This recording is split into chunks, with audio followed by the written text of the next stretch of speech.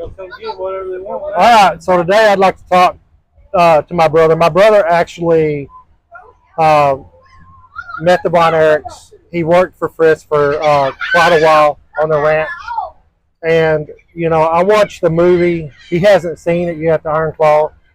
And I told him that, you know, knowing them, that really made Fritz look like he was a complete ass. And so, Charles, do you remember when you went to work for Fritz, how you met Fritz? Yeah. Yeah, we worked for a furniture store in Tyler, Texas, and we delivered the furniture out there. And I was needing to make more money, and somebody told me I might get a job with him. So sure enough, I hit him up about it, and he told me no way, he didn't hire anybody off the street. He had to know who he was hiring. Oh, really? Yeah. So we had, of course, his wife was ordering all new furniture for the new home, and we was out there 2 or 3 times. And he approached me one day and he said, "Well," he said, "you want to go to work?" I said, "Yes, sir, I do." So he shook hands with me. When he did, his hands were so big, so it felt like he was just cupping my whole arm from up to my elbow with his fingers were so long. About half scary, you know. But I went to work for him, and I worked for Fritz for several years. And I had a lot of respect for the man. I had respect for the whole family. They was a beautiful family. And I worked there every day at the home, and Chris lived at home. Chris was a good boy. I had a lot of respect for everybody. I mean, they were all just very loving people. Yeah, Chris lived in a carport, well, above a drive-through carport. Yeah, a big apartment overhead. But yeah, he's kind of spoiled, but he was a good kid. When I went to work for him, he wasn't but like maybe 14, 15 years old. He was a spoiled rotten brat at the time, but he really liked me. He took care of me. When Chris would go to Dallas to the sportatorium, Chris always come find me wherever I was at, want me to go do something for him on the ranch down there. I say, "I can't be doing this." I said, your daddy's going to be back and he's going to want to know what I've been doing. He said, "I'll take care of it." Fritz always asked me, "Well, what'd you get done today?" And I tell him what I've done, and he's always cool with it. But that was one beautiful, beautiful home. They was beautiful people, too. They was God-fearing people, I'm going to tell you. They're good people. So, I know that you had talked to, first time I ever met Fritz, I go knock on the door, like I said in the previous video, Mike had, ended his life, and Charles told me that Fritz wanted me to go by and meet him, and so I went over there, and I wasn't really, I didn't know what to expect, but I opened up the door, and here is this great big ass man, and he was wearing tidy whities. I'll never forget it, but I was looking down, and as I got to look up, man, his thighs seemed like they were the size of a damn 5-gallon bucket. I mean, he was huge. Fritz was a massive man. So my understanding is Fritz told you how he came up with the Iron Claw. Yeah, well, a lot of things I don't remember anymore. I've been going through quite a bit, but I don't remember a lot of things. Danny can remember a lot more than I can on some of that, but my mind kind of veers off a little bit. I'm sorry. Do you remember, Danny? You might already say it because I don't. I can't remember something. Yeah, from what I heard and from what you told me was that, first of all, the Von Erichs, when they started out, Fritz was very poor, very poor. Like they would go into towns and stuff, and they would register kids to be in beauty pageants, and they would paint numbers on the side of your curbs. I mean, they didn't have any money. I mean, from my understanding, hell, a lot of times all he had to eat was peanut butter. Yeah. But from what I understand, he was going somewhere and he had a suit on. It was the only nice suit he had. The guy in front of him had some road rage, and so he goes out to deal with Fritz. Of course, not knowing how big he is, we all think we're pretty big when we're in that car until you get out of it and see a man that's about 6'6".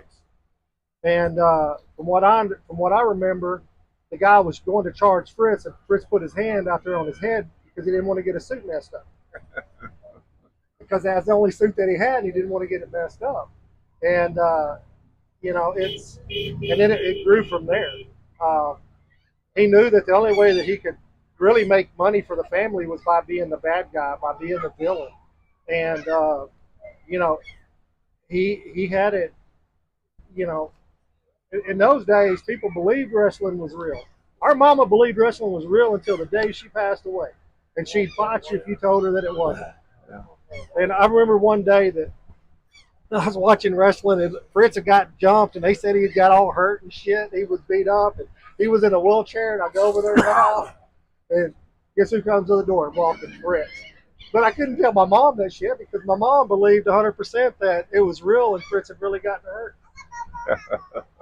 And I have to say, you were there a lot more than, like I said. I was really close friends with Chris, and as far as I know, at Lake Dallas or Dallas where their main house was, he had a lot of friends and stuff there.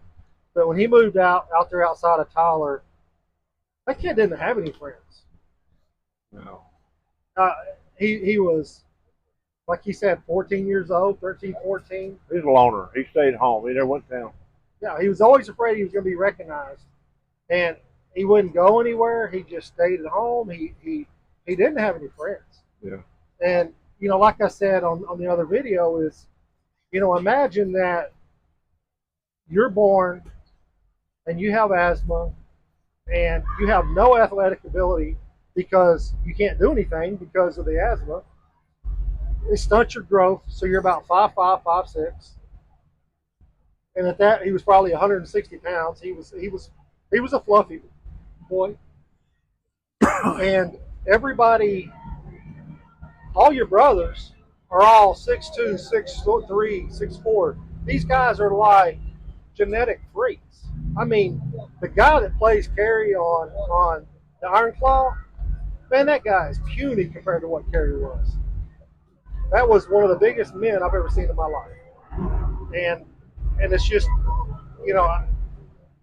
so imagine being this kid, Chris, and all your brothers are all this, and they've all got fans. And like I said, I talked to Chris. Chris believed that the world, his fans, expected for him to wrestle. It wasn't that he wanted to wrestle. He would go around the ranch out there, and he would collect arrowheads. Man, he had so many arrowheads, it was unbelievable.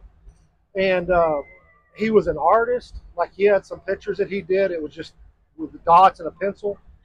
But I mean, they were phenomenal. And he wanted to be a archaeologist. Yeah. But he always felt that his family, or not his family, his fans expected him to wrestle. And like I said, this is a kid that was out there on his own. All the wrestlers and stuff would go out there to the ranch. And, he was small and always stayed small. Now, also in the movie, it doesn't really talk a lot about, the movie's pretty bunched up. So people that don't know wrestling, they don't really, the timelines don't quite make a lot of sense. When you was there, David had already passed, right? Yeah. And then it wasn't too long after that is whenever they went to work for him. Probably a couple of years, maybe 3. And so, but he met Kevin. He knew Kevin. He knew Kerry. And in the movie, it's like, it shows that Kerry was, a drug head, which odds are he probably did. I mean, the guy was wrestling on a prosthetic. I mean, he was in a lot of pain. When did you know about the prosthetic? Well, he used to come to the ranch, and his foot always had it wrapped up. He was under a tremendous amount of pain, and his foot was all purple, and it was just mangled. It was just a mangled mess. And he done everything he could to save it, but there wasn't nothing they could do. Yeah. So this is one of the key things in the movie that is completely they skip, was that when Kerry was in his motorcycle accident, in the movie it shows that he's automatically loses his foot. No. And so what they did was, from my understanding, they fixed his foot, And at the time, when he originally had the accident, they told Fritz they were going to have to amputate it, and Fritz said no, that they couldn't do that because that's his career. That's the only thing that he knew, and so not to amputate it. Well, then, uh, how long was it after that, you think, before he ended up losing his foot? Oh God, it was probably, I don't know, it was probably maybe a year, maybe a year and a half, something like that. It was a good while, but he kept getting infected, and there wasn't no options. They had to take it. Wasn't nothing else that could be done. And the other thing in the movie, it kind of looked like, people. I don't know how many of y'all realize Carrie actually was married, correct? Oh yeah, And Carrie had some kids as well. yeah.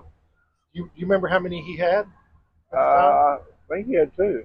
And they were both girls, right? Yeah, Because Kevin was the first one to have any boys. I think. Yeah, yeah. Right. And from my understanding, Kevin's first boy, he was born. He was a big boy. Yeah, he was like 15 pounds. Yeah, he was huge. When I was working for him. He was born, and yeah, he was like 15 pounds, and I thought, oh my God, you're already a wrestler. He's a big And, boy. and Kevin, it looks like raised those boys up right. Uh, they seem to stay out of trouble and not be into a lot of the stuff that they they seem to be like they're good young men. Yeah, I think so. And then Mike, the other thing is it kind of shows that he was wrestling, and if you're watching the movie, you think that it's like the first couple of matches that he injured his shoulder. Mike wrestled for a good amount of time Yeah. before he injured his shoulder. Oh yeah. Yeah, about several years, I'm sure. 3 or 4 years anyway. And I then, honestly don't remember, but yeah. and then after that, uh, Mike's mind wasn't 100% right. Um, he had toxic shock syndrome. He had temp fever of like 105 plus for a long time. Well, At the time, he was the only male athlete to survive it, and it was caused by the gauze that they used after the surgery, from my understanding, or that's what they were told. Miss Bonner told me we talked a lot. She and I did, and she said that Mike done what he done because of depression, and the family didn't know it, but they had put Mike on a hypnotic tranquilizer. The doctors did, but from the shock syndrome. Well, they said at the time there was like one person, if I remember correctly, one person that had survived that because it was suicidal. It make you suicidal, and that's what happened. So it was a fairly new drug that they probably used on him. But then also, after he got out, Mike wrestled for quite a while. Yeah. Um, and also all these live takings appeared to be, like I said, at the Dallas place, but that's not the case. I don't believe. I think that Kerry ended it at the ranch outside of Tyler. No? No. Where did he end it? They didn't. Their home place. Now, what about Mike? Mike was also in Denton, but not on the home place. It was up there, Lake Louisville, And Chris? on the home place. Down at, not home place, but down in Canton, or Tyler. He went up on his little, on top of the hill out there, we had all the artifacts, PP and all that. That hill, it's hard to explain. And I don't know if he spent a lot of time fixing that hill up or if you ended up having to do it. But No, actually, he done it. That boy worked hard on that. He loved it. That was his life. That hill, it was literally a hilltop. And I don't remember it being any really trees or anything being in this little area. No, he had it all cleared out on the top of it. Had it cleaned out and that was his Indian. Yeah, he loved Indians. And he had like a little track around it. And it had these rocks in it that when the moon hit it, they would kind of glow. He had an Indian teepee up there. He had like some little areas that you would worship in. And it was breathtaking.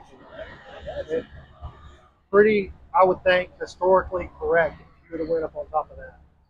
Uh, It was something to see. It really was. and the ranch was a big, massive ranch. And outside of wrestlers, I don't think there was probably a lot of people allowed out there. No, no, just the boys would come down, and the daughter-in-law, grandbaby. Pretty much it, except for when Fritz was going to interview some wrestlers or something. They, that wasn't real often when he done that. Even old Kamala come out there, and a bunch of them come out there. Abdullah the Butcher, a bunch of them come out Those there. were some big guys, wasn't they? Oh yeah, oh yeah. But I one of them just nice. You couldn't ask for anybody being nicer. I mean, they treat you with respect. I mean, they're good people. I mean, they just got a reputation because they get on there and try to act all badass. And people have the wrong idea about wrestling anyway. It's a scientific sport, and it's a hard sport. Oh yeah. I used to go around and set up the rings at the sportatorium and different places down in Tyler. And those rings are not what you think they are. They're hard as a rock. Yeah. And those turnbuckles are, oh my God. But yeah, they take a damn beating in them rings. Them people are very tip top shape. And So but somebody they had a grudge match. Somebody got mad one time and brought a little blood. The crowd went crazy. I was, oh man, and so they. I guess I don't want to say it was. It was. I'm not going to say it's fake at all. But it was just It was a sport and a hard, tough sport. But people got a dose of blood and they loved it, so they thought, man, well, now if you don't have blood, it's not real. oh yeah, you had to have color. You know. And that's what the people wanted to see, so they gave it to them. Yeah, Abdullah the Butcher was pretty well known for the color that he would give. I remember we went to a match once, and he's got a son. I'm not going to mention his name because he's got. I don't want to throw him under the bus here, but big old Kamala, one of his first times he ever went out there on Dallas Sportatorium. That guy was so freaking big. Son pissed us out. You remember that? Come on. Oh hell, he's a monster. My Yeah. God. Yeah, he. All of them that I've ever met have been stand-up guys, and yeah, it's predetermined and all that. But I don't care who you are. Let somebody pick you up and throw you 6 feet down on the ground and on your back and see how well it feels. Exactly. It doesn't feel good. There's not a bunch of padding underneath the ring. It's I don't know how his was, but I know that a lot of them are. It's a steel cage underneath it. It's got 4 corner posts, and then it's got on a lot of them they do like 1x6s, 1x8s across the top of it, and then they got a mat with a little bit of pad on it that goes on. You got a carpet thrown over the. So they put carpet on it, and they put the carpet. Yeah, there's a carpet that they're falling down on. And of course, all the ropes, they're all padded. So if you want to call it padding, but I don't care. That don't help. No turnbuckle. Oh my God.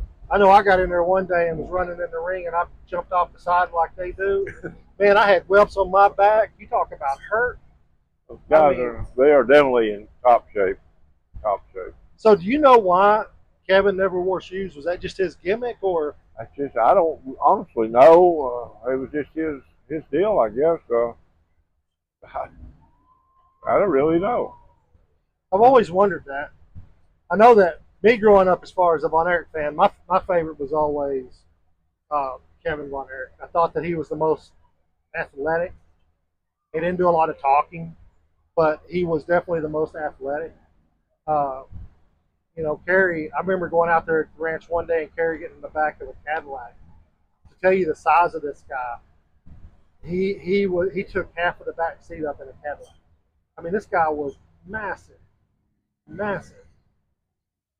Well, you see Kevin on TV or whatever. Kevin is not. He don't look that big.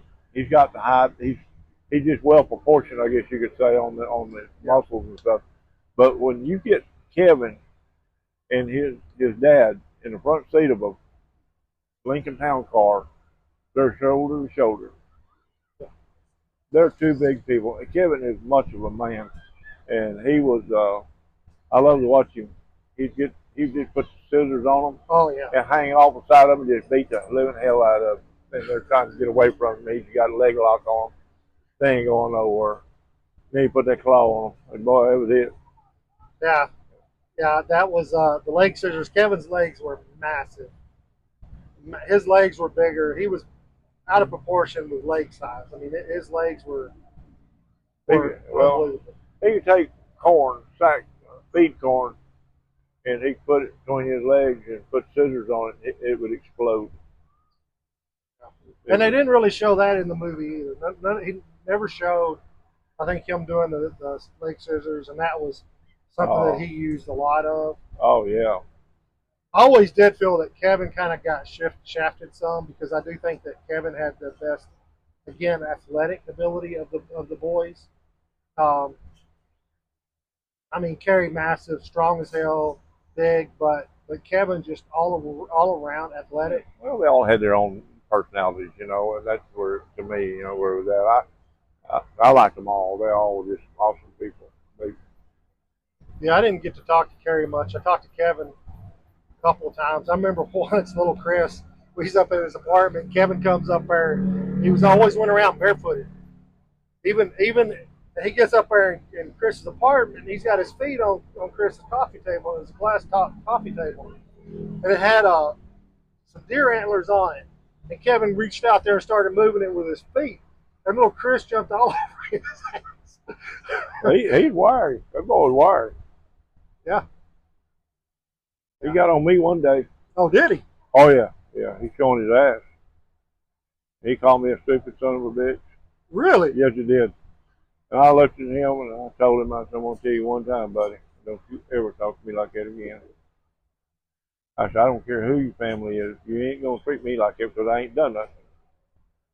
He turned to walk off and he said it again, and I went right up the stairs, right behind his ass. When I got up there, Kevin's sitting there. That's when I wanted to go back down them stairs real quick. So, Kevin got on his ass, so did he? Him and Kerry both, yeah, you don't talk to that man that way. But I figured they figured to tear me in the ass. I mean, it's a good thing you didn't put your hands on it before you. They probably would have. They'd have probably wrung my damn neck. But yeah, he's a wiry little joker now. He damn sure didn't back down for nobody. But he's a good kid. I really had a lot of fun with him. Was they really protective over him, or did they give him shit like you gave him? Oh, they treat him like they done him like I do. They run that boy crazy, you know. but they all of them had that bond. They all had that brotherly bond, and I always look forward to it.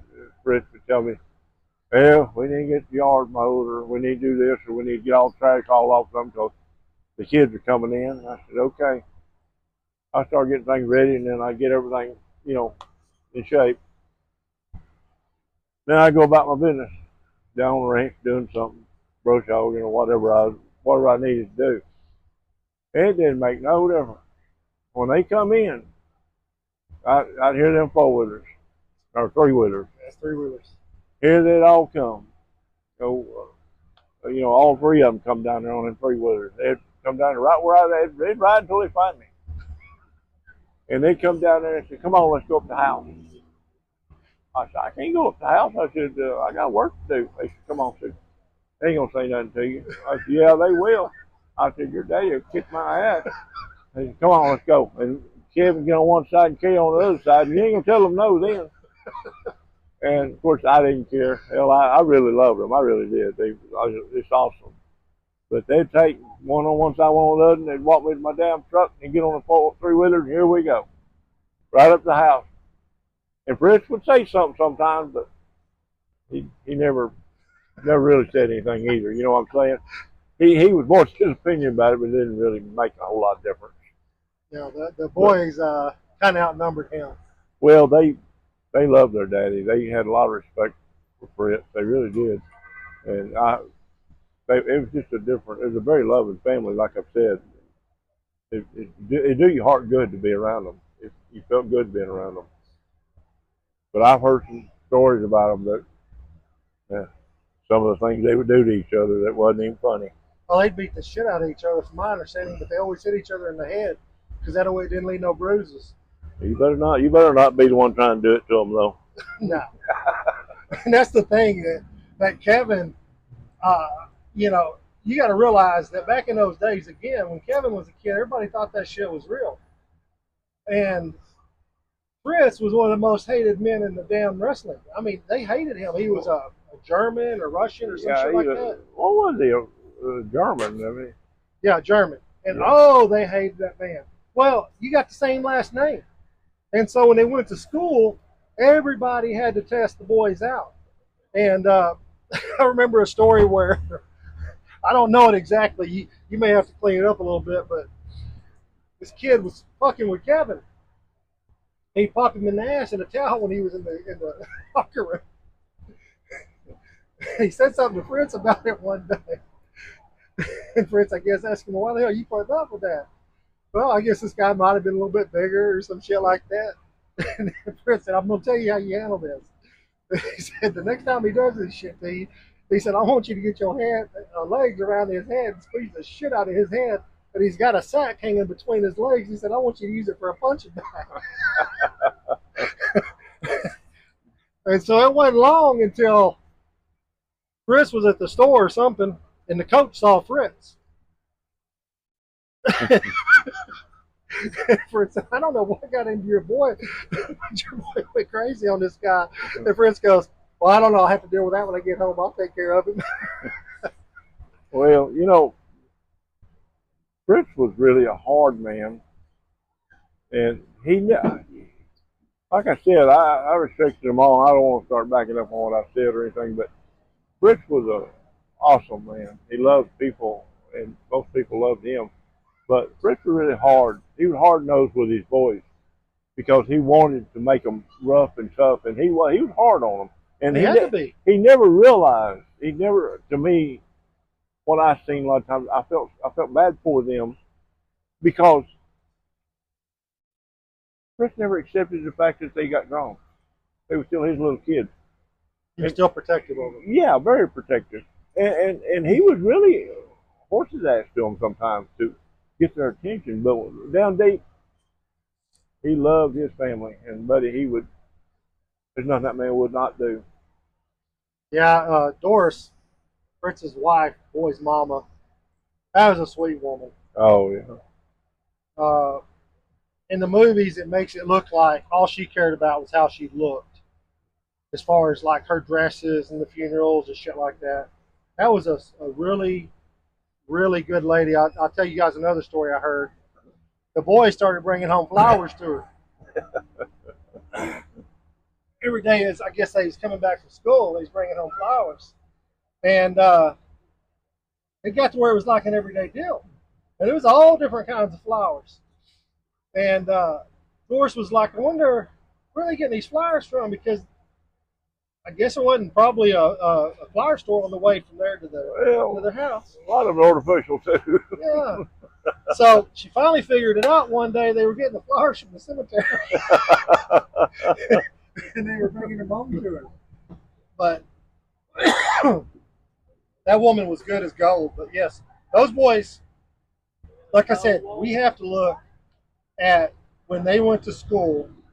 And when they went to school, you know, we used to have more fights and shit in school than what we have today. I mean, guys had they had to be tested. And again, you have to realize that these kids' dad was freaking hated. I mean, hated. And because of that, the kids, they had to be tough. I mean, they had to be tough as hell. And you know, so you kind of have to look at that and to put that in perspective. And then, you know, another one I heard is the boys wanted to start working out, and Fritz wouldn't let them. And then finally, I guess it was Kevin who kept on with his dad. Kevin and Kerry, I guess. They wanted to work out. Fritz said, all right, I'll let you work out, but once you start, you're not going to stop. Yeah. They started working out. It wasn't long. They didn't like that shit. Kevin go in there and bitch about it. Wasn't no choice. You start it, you're going to finish it. Yeah. And one day, some old gal at school noticed, made a remark to Kevin about how big his legs was, and after that, you couldn't keep him out of there. All it took was a woman, and all of a sudden, you're like, you do whatever you got to do.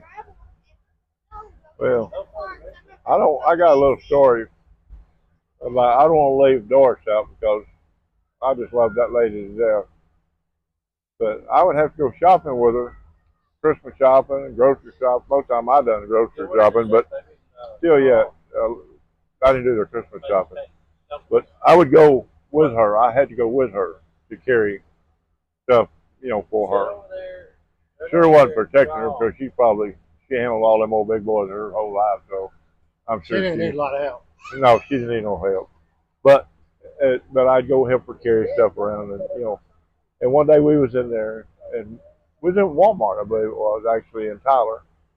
And she said, looked at me, and I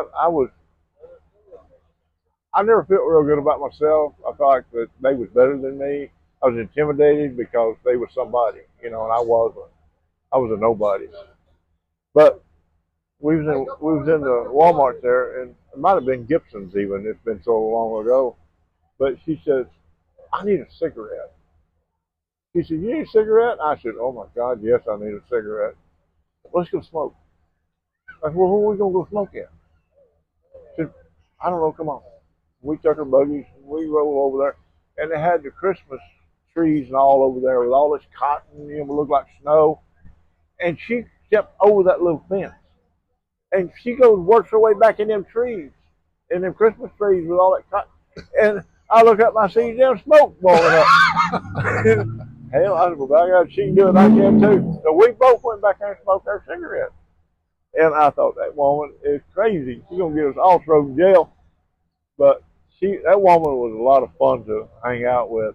And another little story, we went to eat one time, and again, I thought I was just a nobody. I was just working. I was an employee. But so we went to eat. She said, we're sitting there, and I don't remember where we went, but it was a pretty nice place. And we had some chicken. And I'm sitting there doing everything I can to eat this chicken with a fork. Because I didn't want to grab it up and eat it like you would at home, I didn't want to embarrass her. I don't want to look like an idiot. And she was doing the same thing. And we both sat there for probably 30 minutes trying to eat this one piece of chicken. And finally she looked at me and she said, is it a good chicken? I said, yes, ma'am. I said, ma'am, I don't want to embarrass you, but I said, I can't eat this chicken like this. And she said, well, I can't either, thank God. So we threw our forks down and we ate that chicken. Of course, we had grease all over our face and our hands and everything else, but that woman was a trip. That woman was awesome. Yeah, I don't know if she's still around or not. No, she passed. Oh, did she? Yeah. Yeah, I talked to her when her and Fritz divorced. I talked to her. She lived down where the hell was Gilmer somewhere, and she had gotten remarried. And I talked to her, and she had had a heart attack actually, and she was in Dallas, I think, at Baylor. And I called and talked to her and had a good visit. And I told her, I said, well, I love you. Although I'm not out there no more, I still love you. And she said, well, we love you too. And then after that, I heard that she had went to live with Kevin out there in Hawaii. And of course, I lost contact with them, after that. Of course, there wasn't nobody left then, but Kevin and he was in Hawaii, so it's been many years now. They wouldn't know me if they heard me. Yeah, I know that we went. I don't remember when. I don't think it was too far before Fritz passed away, but Don't drag him. we stopped by there and talked to Fritz, and this was a man at one time that had a home that when he sold it, Better Homes and Gardens, I believe, was the company that bought the house. I mean, this place was unfucking believable. I mean, just unreal. Beautiful. And he's living in a little old, looked like a 2-bedroom. It was David's old home place. Oh, was it? Yeah. I didn't know that. Yeah. So he was living in a little A-frame wood siding house, and he had all these front end loaders and dozers and all this shit lined up along the fence. Man, he was so proud of that shit. He had more damn money you could ever spend, I'm sure. Yeah, because he wasn't just in wrestling; he owned apartment communities. I mean, Fritz was in a lot of different things. He's a smart man. He invested. Yeah, he was a good man. Is there anything else you'd like to mention about him in case someday, who knows, maybe one of the kids will take a look at this and Oh, I don't know. I can't. I just know that I kind of always hated to see the grandkids come around because I was the maid, and they probably. I honestly cannot tell you now how many windows was in this house, but it's big windows, and it was like it would take me about 3 to 4 days to do these windows, to clean them all inside and out. inside and out, and it's a 3-story house. I would get the inside clean before they come down. And then when they come in, Kevin and Carrie's babies would be following me around from window to window. I had this porch that pretty much would wrap the biggest part of the house. Big porch. And they would be following me around. They'd be licking the glass. And I'm thinking, oh my God.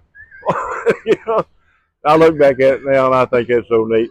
And then Carrie's daughter, I can't remember her name.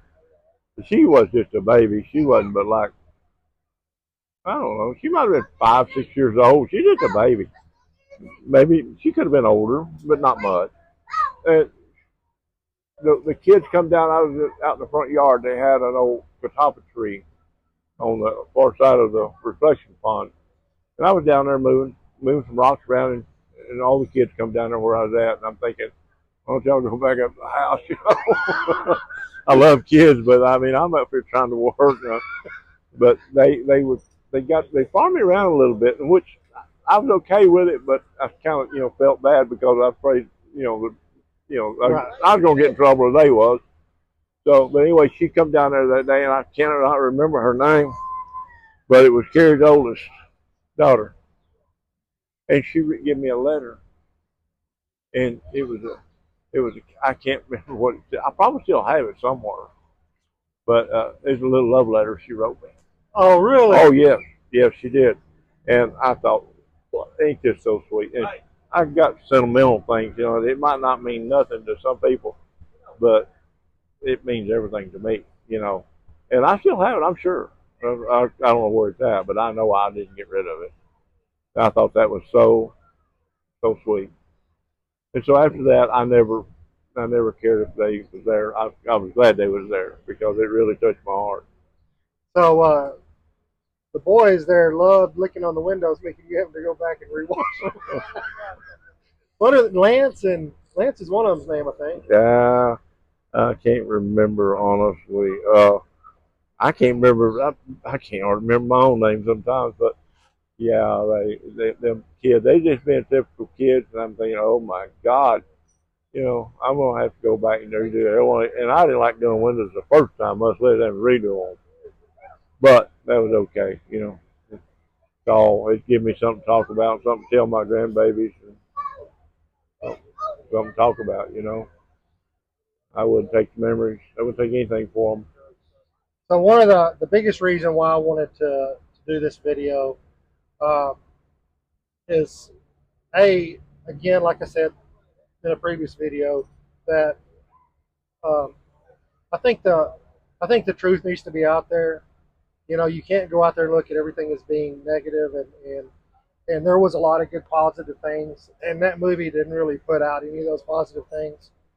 Really, other than the fact that Kevin loved his brothers and wanted them all to live together. Other than that, there just wasn't a lot of positive stuff. And there was a deal in the movie where I think it was Kevin that might have walked in and told his mama that, hey, you need to talk to Dad about this or that. She just kind of brushed him off and said, you need to talk to one of your brothers about it. I mean, that's not the kind of people they was. And I wanted to be, known, not that very many people ever watch this video, but the ones that do, I want it to be known that it was a good family. And Oh yeah. there was a lot of bad circumstances that led the boys to the decisions or to the things that happened in that family. And said my brother worked for him for, quite a while there, and he knew him very well in that aspect. And what better way to get that word out than to bring it on here? So I appreciate everybody, and y'all live the dream. And thank you. Goodbye. Thank you for listening.